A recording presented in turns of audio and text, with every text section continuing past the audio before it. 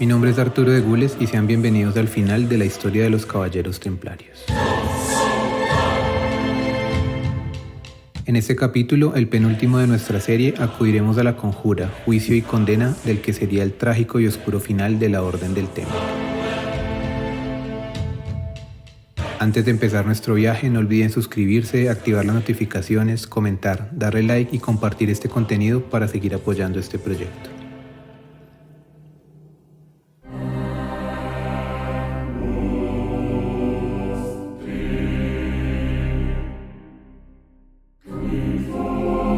En nuestro capítulo anterior vimos cómo los templarios fueron arrestados por los hombres del rey de Francia a través de una siniestra maniobra sincronizada e implacable. Los hermanos, en medio de la sorpresa, no pudieron reaccionar ni resistirse, por lo menos en los territorios bajo el mando de Felipe IV. Advertencia o disclaimer, como dirían los centennials. Haremos un recorrido por el proceso judicial de la Orden del Temple. Sin embargo, este es un proceso bastante complejo y amplio, así que obviamente veremos un resumen. Me perdonarán los abogados si digo alguna burrada. Como ya hemos mencionado, en la descripción está la bibliografía para quienes quieran explorar de forma mucho más detallada el proceso. A los días siguientes del arresto, Guillermo de Nogaret, la mano del rey en toda esta conjura, convocó a un grupo de juristas de la Universidad de París para presentarles el proceso. Al parecer, estos no vieron problema y brindaron su apoyo. De forma casi instantánea, 10 días después del arresto, se iniciaron los interrogatorios por parte de los hombres del rey a Jacques de Molay, el 24 de octubre de 1307. Entiéndase interrogatorios como el inicio de los procesos de tortura o de amenazas de tortura, lo cual para la época hacía parte de los procesos judiciales, ya fuera de forma práctica o como forma de persuasión para el acusado. El 27 de octubre, el Papa le escribió al rey de Francia mostrando su indignación por el arresto de los templarios, ya que estos estaban solo bajo su jurisdicción. Pero el reclamo cayó en oídos sordos, y como ya mencionamos en nuestro capítulo pasado, de varias maneras, el rey tenía al Papa en sus realísimas manos. Esta relación de dominación pasivo-agresiva sería la constante en el proceso, como veremos. En paralelo a los interrogatorios se inició un minucioso registro de todas las encomiendas y posesiones de los templarios en Francia. Esta sí fue, de verdad, una búsqueda del tesoro templario, como dirían en History Channel. ¿Quieren saber qué encontraron? Nada. Todos los rumores de los supuestos tesoros de los hermanos en oro o en reliquias resultaron siendo eso, rumores, tan falsos como fueron hace 700 años y tan falsos como son ahora. La decepción del rey de Francia no fue poca, porque la única realidad es que la orden invertía todos sus recursos en el mantenimiento de los ejércitos en Tierra Santa y la respectiva operatividad de la orden. Sin embargo, las tierras, castillos y todo lo que hacía parte de las encomiendas igual era una buena recompensa para Felipe. No la que esperaba, pero ya ensuciado el dedo. Nogaret siguió adelante con sus planificadas acciones. Las acusaciones eran las estándar de la época para cualquier proceso de herejía, es decir, ya había un checklist de cargos para este tipo de persecuciones/procesos, que el mismo Nogaret había usado para amenazar a Bonifacio VIII. Las acusaciones eran suficientes para las autoridades reales, y ahora los templarios tenían que demostrar que no eran culpables. Actualmente, en un proceso judicial, el fiscal o el Estado busca comprobar la culpabilidad de un acusado, partiendo desde su inocencia. En la Inquisición, el acusado debía demostrar su inocencia, ya que de arrancada se partía desde su culpabilidad. Clemente V se dio ante las presiones de Felipe, que le presionaba con amenazas de procesos similares por herejía contra el mismo Papa. El 22 de noviembre se proclamó la bula papal Pastoralis Praemunitae, con la cual se ordenaba el arresto de los templarios en todos los reinos cristianos. Reyes como Eduardo II intentaron desobedecer la orden, pero poco después accedieron, aunque con mucha menos virulencia y entre comillas efectividad que Felipe IV. La totalidad de arrestos se daría hasta 1309. Esta orden papal estaba precedida por una serie de acciones diplomáticas de Felipe buscando que los demás reyes cristianos lo secundaran en el proceso de persecución. Varios reyes vieron lo que Felipe había visto y acogieron la oportunidad de hacerse con las propiedades de los templarios pescando en río revuelto. Para esta época, Jacques de Molay contaba con 70 años. En medio de las presiones y amenazas de tortura, confesó todo sobre lo que se le acusaba. Junto con él, 134 hermanos también lo hicieron. Solo 4 se negaron a aceptar las acusaciones. Un autor de la época, citado por la historiadora Helen Nicholson, nos resume la dinámica de los interrogatorios. Pero cuando los hermanos se niegan a declarar esas mentiras, aunque no sepan absolutamente nada de ellas, Los tormentos de los esbirros que los presionan a diario los obligan a admitir las mentiras, diciéndoles que deben recitarlas ante los jacobinos, los dominicos encargados de interrogarlos, y declarar que son ciertas, si quieren conservar la vida y obtener la generosa gracia del rey. Nicholson además agrega que, lejos de las zonas que estaban bajo el control directo del rey de Francia y de sus parientes, allí donde no se recurrió a la tortura, prácticamente nadie se confesó culpable de nada. El objetivo de un juicio por herejía era demostrar los cargos de herejía, no averiguar la verdad. En uno de los interrogatorios, uno de los sargentos templarios que se había presentado voluntariamente para defender a la orden, y que terminó declarando frente a la comisión pontificia, llamado Agmery de Villers-le-Duc, declaró: todos los errores imputados a la orden eran eternamente falsos, aunque, a causa de las numerosas torturas que le infligieron, tuvo que confesar él, el testigo, y declaró bajo juramento, por miedo a la muerte, que todos los errores imputados eran ciertos, y que confesaría incluso haber matado al Señor si se lo pidieran. Esto me lleva a hacer una pequeña reflexión. Todos tenemos en la cabeza al William Wallace de Mel Gibson gritando valientemente «¡Libertad!» como gallarda respuesta a las torturas a las que era sometido, y creemos que así actuaríamos valientemente si nos acusaran de algo que no hemos cometido. Sin embargo, la vida real no es tan romántica como en Braveheart. En la realidad, el miedo, el dolor físico y mental, con todo lo que escatológicamente eso significa, sobrepasa cualquier idea y rompía psicológicamente a cualquier persona. Y los templarios, pese a ser los más curtidos guerreros de su época, no fueron la excepción. Por eso, en nuestra época, supuestamente, sabemos que la tortura no es un método eficaz para encontrar la verdad, sino para escuchar lo que se quiere escuchar.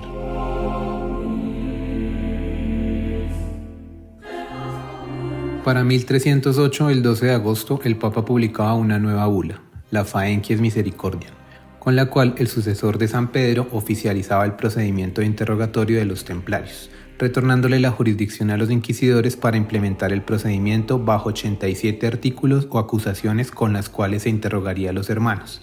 Para esta época los acusados ya habían sido trasladados de París a Chinon y quedaban, ahora sí, bajo jurisdicción de la Iglesia. Hasta aquí sabemos que el Papa tenía serias dudas sobre el proceso, lo que se prueba a través del hiperfamoso pergamino de Chinon. ¿Qué importancia tiene este documento? El pergamino de Chinon fue descubierto en el 2001 por la investigadora italiana Barbara Freil en sus pesquisas en el Archivo Secreto del Vaticano. El pergamino, de 1 metro de longitud, evidencia que Clemente V absolvió a los templarios de toda culpa de herejía y apostasía. Si bien el documento nos ha ayudado a entender un poco más del pensamiento del Papa en el proceso, la verdad es que en términos prácticos el documento no sirvió de mucho, ya que no se hizo público y no tuvo ninguna repercusión en el proceso. En 1309, pese a más de 2 años de torturas físicas y mentales y de una cruel reclusión, Jacques de Molay dice que quiere defender a la orden, pero que él no puede hacerlo, que necesitará delegados o abogados. Poco a poco se fue configurando dicha defensa. Tan fuerte y desesperanzador resultó el proceso contra el Temple que este descartonado le costó 2 años en iniciar su propia defensa. No obstante, cualquier comisión de templarios que se levantara para defender a su orden y que acudiera a alguno de los tribunales era rápidamente encarcelada y recluida a pan y agua. Bordonov dice que eso le pasó a 150 hermanos que acudieron a la defensa de la orden. El otro problema que radicaba en esta defensa es que muchos de los que lo intentaban eran acusados que habían confesado y que por ello habían sido liberados. Al volver a los tribunales retractándose ponían en juego su cabeza, ya que por ser relapso, es decir retractarse, se castigaba con la muerte. Pese a ello, varios lo intentaron. El proceso judicial a grandes rasgos se resumía en estos pasos: ser encarcelado y acusado, tras lo cual el reo, si confesaba ante la amenaza de tortura, era liberado. Si se negaba a confesar, era torturado. Si se retractaba, era declarado relapso, y el castigo para ello era la muerte. Fue el mecanismo que se aplicó, por ejemplo, a Juana de Arco. La defensa fue encabezada por Pedro de Bolonia, quien asumió la vocería de la orden. Bolonia exigió que no hubiera laicos en los interrogatorios, ya que hasta ese momento era normal encontrar a los hombres del rey en todas las acciones que, en teoría, eran jurisdicción solamente de la Iglesia. Pidió además que cesaran las presiones frente a los defensores. Hizo hincapié en que las acusaciones habían sido levantadas solamente en Francia y negó tajantemente todas las mencionadas acusaciones. Obviamente la defensa no progresó y fue enredada entre amenazas e irregularidades. Molay, cada vez más desgastado, se sintió derrotado y renunció a defender a la orden. tras lo cual empezaron las ejecuciones. Felipe hizo otro movimiento para ejercer control sobre el proceso. Ante la vacante del arzobispo de Sens, del cual dependía París, el rey de Francia le exigió al Papa que nombrara a Felipe Marigny para el cargo, lo cual sucedió en 1310. Marigny era hermano de Eguerard de Marigny, chambelán y ministro del rey.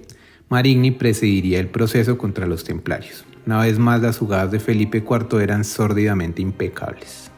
Marigny le metió el acelerador al proceso y para 1312 condenó a la hoguera a 54 templarios por relapsos. Según Guillaume de Naguise, cronista de la época, ni uno solo de ellos, no hubo excepción, reconoció ninguno de los crímenes que se les imputaba, sino que, al contrario, persistieron en sus negativas, diciendo siempre que se les condenaba a muerte sin causa e injustamente, lo que mucha gente pudo comprobar, no sin gran admiración y una inmensa sorpresa. Para esta época se requirió en una de las audiencias a Pedro de Bolonia, líder de la defensa del Temple. Los carceleros, convenientemente, declararon que se había fugado. Nunca se volvió a saber nada del vocero de los templarios. Para este año 1312 se había iniciado el Concilio de Vienne, en el cual se discutiría la situación del Temple y una supuesta nueva cruzada. Al inicio del concilio, al parecer, el Papa seguía buscando formas de defender a los hermanos. Sin embargo, las presiones de Felipe eran cada vez más fuertes, y en medio del hostigamiento psicológico del rey, Clemente V fue cediendo poco a poco. Al concilio llegaron 9 hermanos templarios para hacerse oír en su defensa de la orden. Fueron arrestados y, silenciosamente, desaparecidos. Al parecer, las decisiones frente a los templarios no eran unánimes en el concilio. Rápidamente Felipe IV actuó e hizo presencia junto con Nogaret y el resto de su comitiva en el mismísimo recinto donde se reunían los clérigos. El mensaje era claro y la presencia del rey de Francia en las deliberaciones garantizaba que éstas se inclinaran en contra de la orden. En el concilio se proclamó la bula Vox in excelso, con la cual el Papa disolvía oficialmente la orden de los caballeros templarios en estos términos. No sin amargura y tristeza en el corazón es que abolimos la citada orden de los templarios, su constitución, sus hábitos y su nombre, por un decreto irrevocable y perpetuamente válido, y la sometemos a una provisión perpetua con la aprobación del Sagrado Concilio, estrictamente prohibiendo a cualquiera a presumir entrar a la mencionada orden en el futuro, o recibir o vestir sus hábitos, o actuar como un templario. Esta bula fue acompañada por la Ad Providam Vicari Christi, en la cual se sentenciaba que los bienes de los templarios pasaban a las manos de la orden de los hospitalarios. Esto pese a las presiones de Felipe IV, que sin embargo logró conseguir que se le pagaran 200.000 libras tortesas como recompensa de los gastos de toda la operación que había emprendido contra la orden.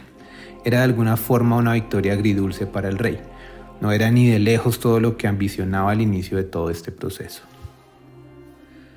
Pese a todo, Jacques de Molay, en su tortuosa reclusión, aún confiaba en el Papa y solicitó en repetidas ocasiones que se le concediera una audiencia con quien consideraba su único jefe y supuesto protector, como lo había sido el trono de San Pedro desde el casi inicio de la orden. La respuesta del Papa fue nombrar 3 cardenales para acompañar el proceso, dentro de los cuales estaba Nicolás de Frauville, uno de los hombres del rey. La decepción de Molay debió haber sido demoledora. El Papa se desligaba del proceso, la orden estaba sola. Tal vez siempre lo había estado desde la muerte de Bonifacio VIII, pero hasta ese momento Molay lo entendió. Es común juzgar desde nuestra comodidad la supuesta cobardía de Molay. Sin embargo, de lo único que lo podemos juzgar es de su escasa inteligencia al no comprender el forcejeo entre el Papa y el rey. Los templarios, antes que políticos, eran soldados. Sin nada que perder, el 18 de mayo de 1314, Molay, Godofredo de Charny, preceptor de la orden en Normandía y varios altos mandos más, se declararon solemnemente inocentes de todas las acusaciones. Automáticamente fueron condenados a muerte. Atestiguo, dijo Molay, y la verdad me obliga a atestiguar que ella, la orden del Temple, es inocente. Incluso únicamente he hecho la declaración contraria con la finalidad de suspender los excesivos dolores de la tortura y para ablandar a aquellos que me los hacían sufrir. Conozco los suplicios que han sido infligidos a todos los caballeros que tuvieron el valor de revocar semejante confesión, pero el espantoso espectáculo que se me presenta ahora no es capaz de hacerme confirmar una primera mentira con una segunda. Ante una condición tan infame, renuncio gustosamente a la vida. Como si ya estuviera todo preparado de antemano, los últimos templarios, encabezados por su último gran maestre, se les condujo a la isla de Cité. antes conocida como la Isla de los Judíos en medio del río Sena. Allí fueron atados a postes y condenados a ser consumidos por las llamas. La historiadora Helen Nicholson, que ya hemos citado varias veces, nos dice que, en una crónica atribuida a Godofredo de París, un partidario de Felipe IV y compuesta después de la muerte de este, encontramos las supuestas últimas palabras de Molá. Señores, al menos dejadme unir las manos un instante y orar a Dios, pues este es el momento y ocasión de rezar. Veo aquí mi sentencia, el lugar en el que voy a morir dentro de poco. Dios sabe que mi muerte es injusta y un pecado. Pues bien, dentro de poco muchos males caerán sobre los que nos han condenado a muerte. Dios vengará nuestra muerte. Al parecer, de esta manera nació la llamada popularmente maldición de los templarios, o la maldición de Jacques de Molá. Bajo su propio riesgo pueden googlearlo y encontrar las 1001 versiones de las supuestas últimas palabras del gran maestre. Como sea, con maldición o sin maldición, Clemente V murió el 20 de abril de 1314, Felipe IV el 29 de noviembre de ese mismo año en un accidente de caza. Nogaret había muerto aparentemente envenenado en 1313. Si debemos creer o no la supuesta maldición, no sé, para gustos los colores. Hay gente que cree que la Tierra es plana o que puede hacer minería de Bitcoin con una aplicación en el teléfono. La verdad, personalmente, nunca he confiado en ningún discurso o declaración de personajes en sus últimas horas de vida o antes de una batalla. Me cuesta mucho imaginarme a Julio César, después de no sé cuántas puñaladas, diciendo «Et tu brute». Es bastante probable que sean cosas que se agregan póstumamente, pero bueno, allá cada quien. El cronista florentino Viliani dice que la gente logró sortear a los soldados que custodiaban los restos de las hogueras, con amenazas de motín y todo, y se hicieron con cenizas, restos de huesos y trozos de tela a modo de reliquias de quienes, ahora sí, consideraban injustamente condenados. El proceso contra los templarios había tenido su epicentro en Francia. Sin embargo, en toda Europa se había actuado contra la orden en forma paralela. En Aragón, en 1312, la orden había sido disuelta, pero de una forma, digamos, administrativamente. Y si bien se presentaron algunos juicios por tortura, no se hizo de forma tan sistemática como en Francia. El Concilio de Tarragona los declaró inocentes. Muchos pasaron a otras órdenes monacales e incluso militares, y otros volvieron a la vida civil. En Castilla y Portugal también fueron encontrados inocentes, pero la orden igual había sido disuelta. En Inglaterra fueron juzgados sin tortura. Desde Francia se enviaron emisarios presionando a Eduardo II para que procediera con ella. Este se negó en un principio. Cuando accedió, no encontró quien en el reino se le midiera ejecutar la orden. En Alemania, el arzobispo de Magdeburgo sitió un castillo templario. El obispo de Helmstadt lo excomulgó y los hermanos lograron escapar. Los bienes de la orden fueron expropiados, pero no hubo una persecución física a los templarios. En Nápoles sí se recurrió a la tortura. Carlos II, el rey, era pariente del Felipe IV. En Rávena, el arzobispo era defensor del Temple y los declaró inocentes. En Venecia, la República se encargó de las investigaciones y también los declaró inocentes y ni siquiera los detuvo. En Chipre, 4 templarios fueron condenados a muerte, pero se debía sobre todo a que se vieron involucrados en un intento de usurparle la corona a Enrique II. Vale la pena aclarar que la enemistad del rey de Chipre, Enrique II, y los templarios dejó a estos últimos sin un territorio en el que pudieran haberse refugiado y no tener que llegar única y exclusivamente a Francia luego de la pérdida de Acre. Incluso algunos templarios permanecieron cautivos por los musulmanes en Oriente. El clérigo alemán Ludolf de Sudheim encontró 2 de ellos en un peregrinaje a Tierra Santa en 1340. El 24 de junio de 1314, más de 400 templarios o extemplarios que se habían refugiado en Escocia participaron en la batalla de Bannockburn bajo el mando de Enrique Saint Clair, barón de Roslin, quien estaba en las filas de Robert de Bruce contra el rey de Inglaterra. Por aquí se desprenderían varias asociaciones modernas de los templarios y la masonería. En resumen, el fin de los templarios fue bastante diverso según cada reino y territorio europeo. Dentro de las razones por las que los templarios encontraron su trágico final podemos enumerar: la crisis económica general en la que cayeron los estados cristianos a finales del siglo XIII e inicios del XIV. Esto hizo que se mirara con recelo las propiedades de los templarios y se iniciara, por parte de Felipe IV, este macroplan para hacerse con las supuestas riquezas de la orden. Debemos partir de que, como dice Demurger, el proceso contra los templarios fue un proceso político, que en parte respondía a un impulso de centralización de las monarquías, donde las órdenes militares internacionales eran un claro obstáculo. obstáculo que impedía la transformación de dichas monarquías en estados modernos, con la dosis de totalitarismo que ello requiere. El temple fue un chivo expiatorio. Los siguientes en la lista eran los hospitalarios, pero esto no se concretó. Este mito del tesoro de los templarios también ayudó a su declive. El mito resultó siendo solo ello, pues a su disolución fue evidente que todo el poderío económico de la orden era invertido en el mantenimiento de la misma y de sus fuerzas militares en Tierra Santa. Esto se dio en el marco de un papado debilitado posterior a la muerte de Bonifacio VIII. Esta debilidad fue aprovechada por Felipe para usar a Clemente bajo presión para sus pretensiones, lo que dejó desprotegidos a los templarios, que debían gran parte de su fuerza a su dependencia directa del Vaticano y no de ningún rey específico. Obviamente la caída de Jerusalén y de Acre habían dejado a la orden sin un norte claro, incluso se les culpó de la pérdida de Tierra Santa, y obviamente es imposible negar que la orden se había vuelto orgullosa y arrogante, y esto no había ayudado a que su imagen pública mejorara, aunque también es verdad que hasta 1307 la orden seguía teniendo numerosas donaciones en toda Europa, lo cual cuestiona el que la imagen de la orden estuviera en declive. Por último estaba todo este auge antihereje, que paradójicamente había sido impulsado por Inocencio III, uno de los grandes defensores de los templarios. Este auge antihereje empezaba a tener su fuerte ascenso en el siglo XIV. El mismo Felipe IV se veía como un enemigo acérrimo de la herejía. Él mismo se percibía como un rey cristianísimo, en parte para defender el legado de su abuelo San Luis, beatificado bajo su reinado. Las persecuciones de Felipe IV no solo fueron contra los templarios. Su obsesión ciega contra la herejía lo demuestra en la condena a muerte de Marguerite Porete, quien solo cometió el crimen de escribir un libro llamado Espejo de las Almas Sencillas, el cual Felipe consideró como una desviación y que en el siglo XX la Iglesia declararía como un libro apto para los católicos. Felipe además persiguió a los judíos e incluso, como ya mencionamos, intentó montar un proceso parecido al de los templarios, pero contra los hospitalarios, que obviamente no tuvo ningún éxito. Podemos concluir que los templarios fueron víctimas de muchas circunstancias, lo que demostró además que no eran más que un grupo de humanos hijos de su tiempo, y en esa humanidad radica lo admirable de sus logros, hazañas y lo interesante de su historia y el final de su historia. Porque sí, la Orden de los Caballeros Templarios fue disuelta y su último gran maestre murió el 18 de mayo de 1314, y con él cualquier vestigio de la Orden.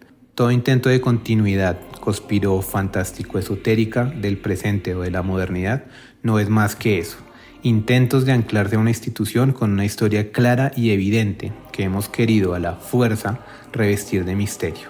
Pero como creo debe ser una premisa para los historiadores, la realidad es siempre más interesante que la ficción.